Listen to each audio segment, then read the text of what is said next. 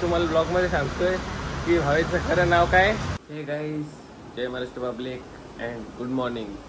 सकाळचे 6:15 झाले आणि अचानक काल रात्री प्लॅन झाला होता म्हणून आज अचानक निघतोय पुढे बाहेर जायला. एक जण आल्यावर तुम्हाला सांगतो की कुठे जाणार फिरायला, तर बघत राहा पूर्ण ब्लॉग.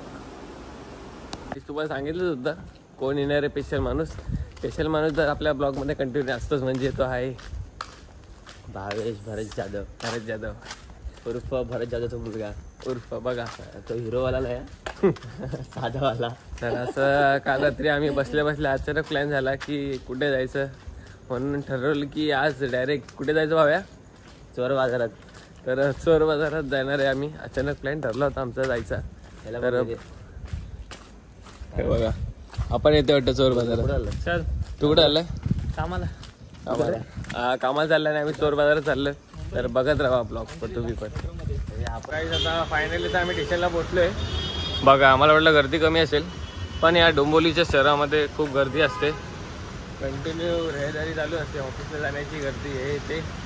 आणि आज मला एक स्पेशल गोष्ट समजली भावेशकडून की भावेशचं खरं नाव त्याने रिव्ह्यू केलं, कधी कोणाला सांगितलं पण नाही. ते आज तुम्हाला ब्लॉगमध्ये सांगतोय की भावेशचं खरं नाव काय. यशवंत नाव आहे, पण त्याने एवढे दिवस कोणालाच नाव सांगितलं नव्हतं. तर ब्लॉगमध्ये सगळ्या पोरांनी बघा आणि भावेशला विचारा नाव काय खरं आणि बघत राहा.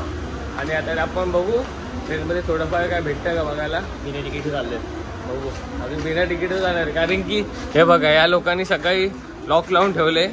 तर आम्ही कसं तिकीट काढायचं तुम्ही बोलणार की आम्ही फुकट चाललो असं काय नाही. भारत देशाचं आम्ही हे करतोय हे काय नाही, पण आम्ही येताना तिकीट काढणार आहे.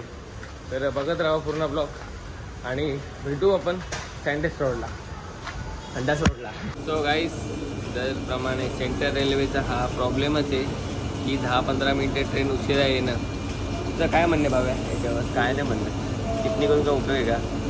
काय करणार एवढे गाड्यापासून वाजले घेता काळजा गोंधळ बरा होता. अशी गत झाली सेंट्रल रेल्वेवाल्यांची. तर बघा कशी हालत आहे.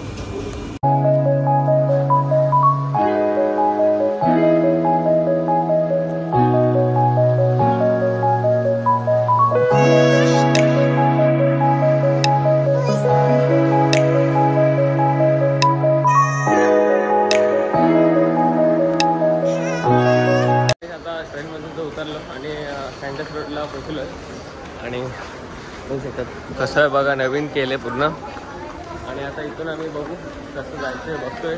टॅक्सी भेटली तर नाही तर चालत जाऊ, बघत राहा.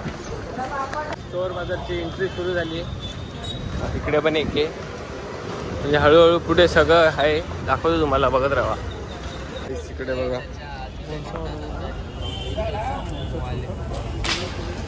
थोडे जुन्या काळातले घड्याळ आहे. एअरपोर्ट पण आहे, कपडे पण आहे, बॅगा पण आहे. अजून बघू पुढे काय आहे का. चोर बाजारची एंट्री सगळ्या जुन्या काळातल्या वस्तू आहे. चुला रांगणात चुला सगळ्या जुन्या काळातल्या वस्तू आहे.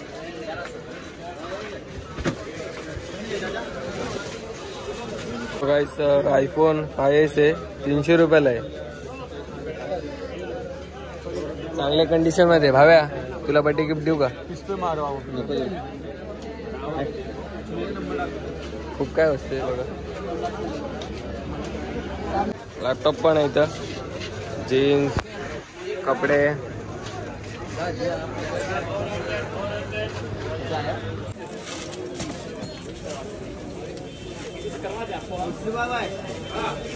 हे बघा मोबाईल 15 Pro पण आहे, सगळे मोबाईल आहे, टॅबलेट पण आहे. आणि भावेश नुसता कंटिन्यू घड्याळ बघते बघा. आता चोर बाजार तर फिरलो पण मूड ऑफ झाला. काय बघायला तर भेटला नाही, काय नव्हतं आणि काय सामान पण चांगला नव्हतं एवढ्यामध्ये. वेस्ट ऑफ टाईम झाला आमच्या इकडे येऊन. काय होतं हे झोपलो असं वेळचं बरं झालं. झोप पुन्हा वाया घालून इथं आलं मरायला. एवढं कष्ट घेतले ते सकाळी इकडे उठून यायला, पण काय बघायला भेटलं नाही. फुल फ्लॉप झाला. चोरीची झोप झाली. आमची चोरी इकडेच झाली झोपेमध्ये. थोडाफार सामान होता, पण आता ते ओरिजिनल आहे का डुप्लिकेट आहे काय समजतच नव्हतं. एवढं काय नॉलेज नाही त्यामध्ये. एवढं घड्याळाचं नॉलेज नव्हतं. आणि बाकी आयफोन पण होता, बघितला तुम्ही आयफोन 5 कसा होता. 13 प्रो सगळे होते. 15 प्रो मॅक्स 7,500 रुपये मला बोलत होते. अँड्रॉइड फोनला हे केलं आयफोन केला होता. ते व्हिडिओ काढायला देत नव्हते, पण बघा म्हणजे आमचा फुल मोड ऑफ आहे आज. आजचा दिवस खूप बेकार जाणार असं वाटतंय. त्याला यायचं होतं चोर बाजारात यायचं होतं, याला मरायला तिथं. त्याला सांगत होतं काय नाही भेटत तिथं, विकार मंगार जागा आहे ती.